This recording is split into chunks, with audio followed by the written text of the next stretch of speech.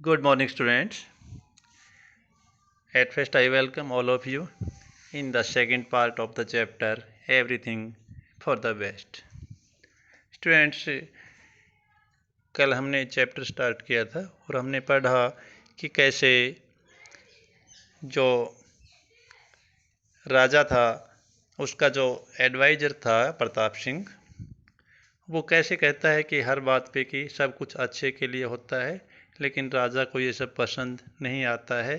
उसके बाद हमने पढ़ा कि कैसे वो जंगल में, गहरे जंगल में शिकार पर जाते हैं और आगे बहुत गहरे निकल जाते हैं। और उसके बाद राजा एक सेब काट रहा था तो कैसे तलवार फिसल गई और उसकी उंगली कट गई। उसके आगे हम पढ़ते हैं।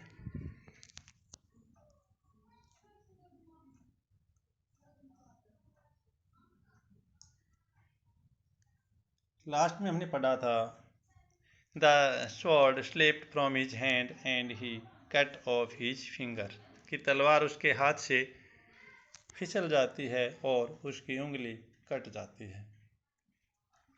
The king let out a piercing cry of pain, राजा ने पियर्सिंग यानी तेज, तीखी आवाज, चिल्लाहट, एकदम से तेज चिल्लाहट, एकदम से चिल्लाए राजा।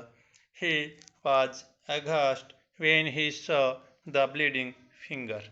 ही वाज अघास्ट, अघास्ट यानी हक्का बक्का रह जाना, बिल्कुल डर जाना। वो हक्का बक्का रह गया। When he saw the bleeding finger, जब उसने खून बहती हुई उंगली को देखा तो वो हक्का बक्का रह गया, घबरा गया। The minister who came running asked the king, मंत्री केम रनिंग दौड़ता हुआ आया, आस्क्ड द किंग, और राजा से पूछा, what is the matter your majesty, श्रीमान जी क्या बात है। The king pointed to his severed finger and the sword that lay on the ground. The king pointed to his severed finger. राजा ने अपनी अलग हुई उंगली की ओर इशारा किया और तलवार की ओर, जो जमीन पर गिरी हुई तलवार थी उसकी ओर इशारा किया। पिकिंग अप द स्वॉर्ड, तलवार को उठाते हुए, the adviser in his characteristic way was about to say his favourite statement. Picking up the sword, तलवार को उठाते हुए सलाहकार ने, इन हिज कैरेक्टरिस्टिक वे, अपने परंपरागत तरीके से, वाज अबाउट टू से, कहने ही वाला था, हिज फेवरेट स्टेटमेंट, अपना जो सर्वप्रिय कथन था वो कहने ही वाला था। वो क्या था? ये सब कुछ अच्छे के लिए होता है। उस पर राजा ने क्या कहा? So everything is for the best is not it, asked the king ironically. राजा ने व्यंग्यात्मक ढंग से पूछा, so everything is for the best, क्या सब कुछ अच्छे के लिए होता है? इज नॉट इट, क्या ऐसा नहीं है? द एडवाइजर वाज एज काम एज एवर, सलाहकार उतना ही शांत था जितना हमेशा रहता था। विद ड्यू रिस्पेक्ट, उसने सम्मान के साथ, ही आंसर्ड, उसने उत्तर दिया, यस यूर मैजेस्टी, हाँ श्रीमान जी, it may be a blessing in disguise, कि इसमें भी छुपा हुआ कोई आशीर्वाद या वरदान हो सकता है। टेक इट फ्रॉम मी, मुझसे ये तलवार ले लो, something good is going to come out of this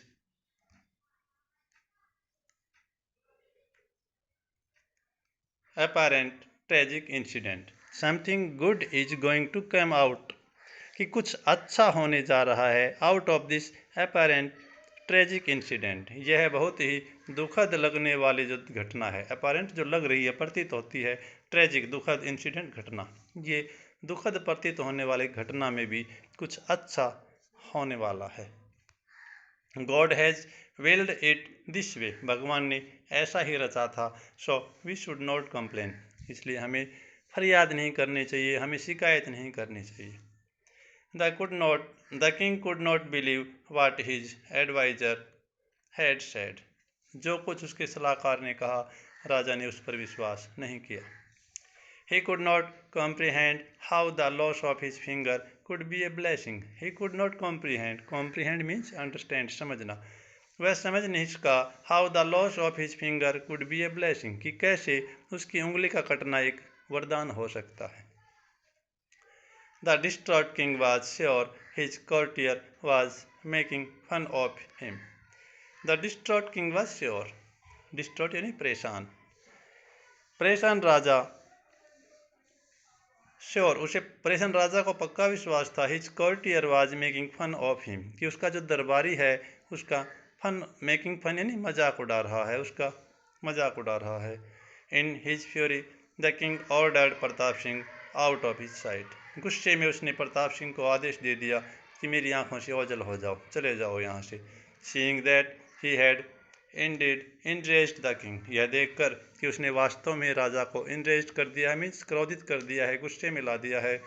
Pratap Singh had no choice but leave the king alone, Pratap Singh के पास कोई विकल्प नहीं बचा था, इसलिए उसने जो है ना राजा को अकेला छोड़ दिया।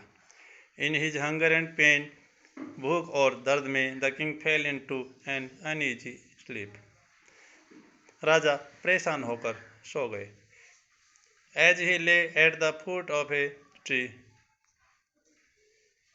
एज ही ले जब वो लेटा हुआ था एक पेड़ के बिल्कुल तने के पास, he was discovered by the tribesman of the jungle, उन्हें जंगल के ट्राइब्समैन आदिवासियों ने देख लिया।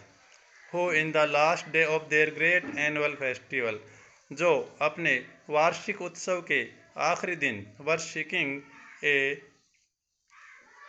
Sacrificial victim for the tiger goddess, जो अपने बाघ देवी के लिए एक जो है ना सैक्रिफिशियल विक्टिम, सैक्रिफिशियल यानी बलिदान देने के लिए एक विक्टिम की तलाश कर रहे थे, एक अपराधी की तलाश या शिकार की तलाश कर रहे थे।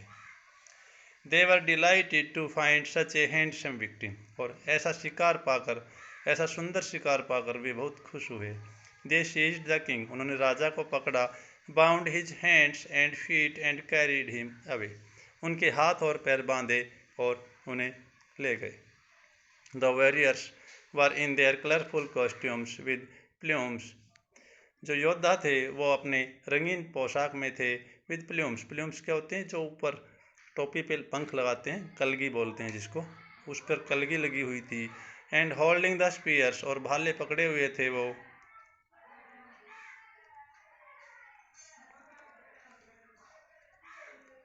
अपराइट, ऊपर की ओर किए हुए, in reverence to their loyal prisoner, उनके जो रॉयल प्रिजनर थे, राजसी जो कैदी थे, उनके सम्मान में भाले ऊपर पकड़े हुए थे। They march to their chief's palace, और वे अपने मुखिया के महल की ओर चल दिए।